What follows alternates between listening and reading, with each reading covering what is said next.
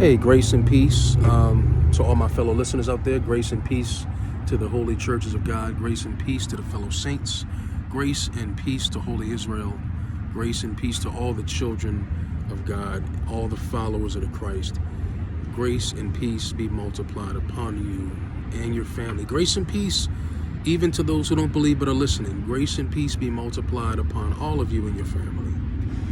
You know, I just wanted to set a word of encouragement, a little bit of edification today, based on a word that the Father put in my heart, and that word is revival. Revival basically means to invigorate or to bring energy back to something. The return of something's importance, or the return of something's consideration. Usually we think about revival in terms of physical life. You know, man's walking about his day, his heart's beating, he's living a physical life somewhere, for whatever reason, his heart may stop, he'll drop to the ground, his physical life has been halted. And it may be up to a professional to use whatever understandings or whatever tools he has to restart that man's heart and return that man back to life so that he can raise up from the ground and continue about on his life. It's one of the more simple, one of the more obvious forms of revival. That man needed to be brought back to physical life, but I want us to be mindful of this thing in terms of more than just physical life. The Father would have us be mindful of these things in more than just terms of physical life, because in all honesty, many of us on a spiritual level are suffering from the same thing. The Father opened our eyes, the Father breathed life into us, He breathed His Spirit into us, and He taught us His truth, and in doing so, He gave us a new life to live. And that life is all about pursuing the Father's promises. The Father promises for us to reach a place where the only thing in us is the Messiah living through us. And He'll never lose heart. He'll never lose faith. But along the way, a lot of things tempt us to lose heart and to lose faith before we can say it is the Christ living through us. On our way to that proclamation, on our way to receiving that truth, while we are learning these truths, while we are meditating on them, while we are praying to the Father and having our faith increased, many of us get distracted. Many of us get affected by the things. Many of us, we get scarred. Many of us get traumatized. And for one reason or another, we lose heart. That heartbeat, that passion in our heart, for many of us, I have to say that passion in our heart will die out, and then we will stop pursuing what the Father has called us to pursue.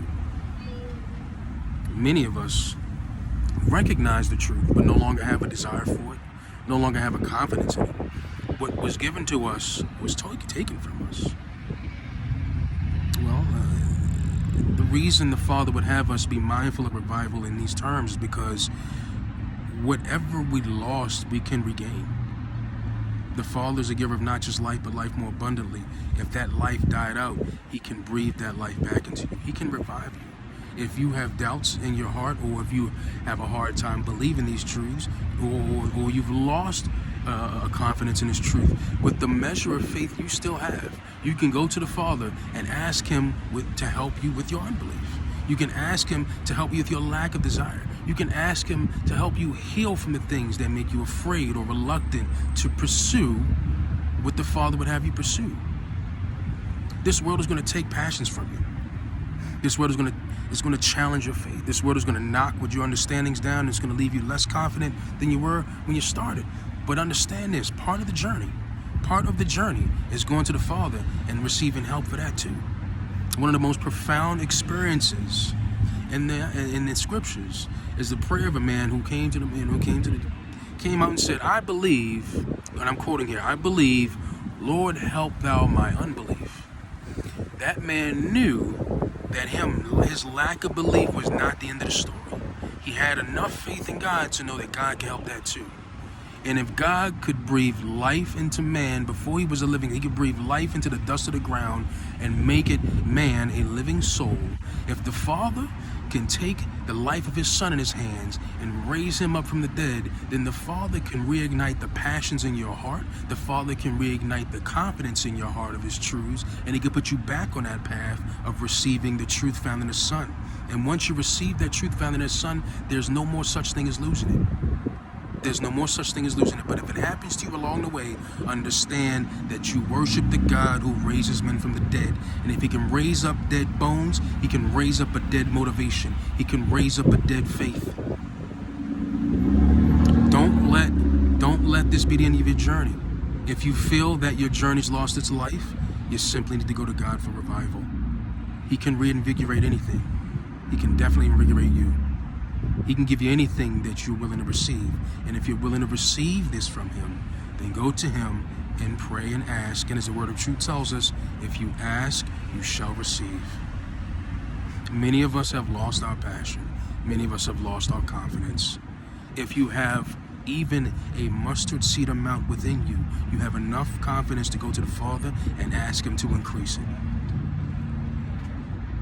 If you have so much as 5 minutes of desire to go to the Father, you can take that and that passion and that conviction, you can ask the Father to increase that. As long as you have the sense and the motivation to go to the Father, you can ask. And he will revive anything that has been challenged, that has been damaged, that has been lost. Do not let loss be the end of it, any more than Christ let death on this earth be the end of his story.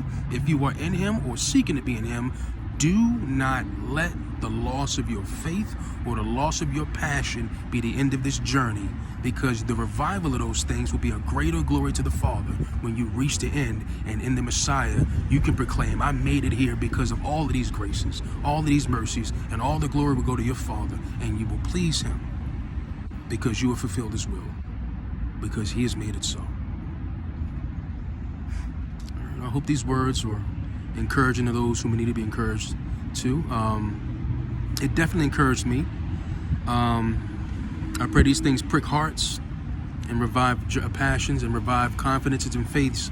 And I want to see my brothers back on this track. I want to see my brothers back on this journey to the faith, and I want to see us reach the destination where we are found in the Messiah, and the Messiah is found within us, and we share in his victory, and we can state that just as surely as he lives through us, we've overcome the world too. But until then, if you stumble, get back up. If you turn back again. But do not let what you lose be the end of your journey. Whatever you've lost, whatever has died out, the Father who raises men from the dead can revive it. And he can revive it, and he will motivate you in it until you reach your destination of a life everlasting that cannot be compromised again. The destination's ahead of you, fellas. Don't let anything trick you off your journey.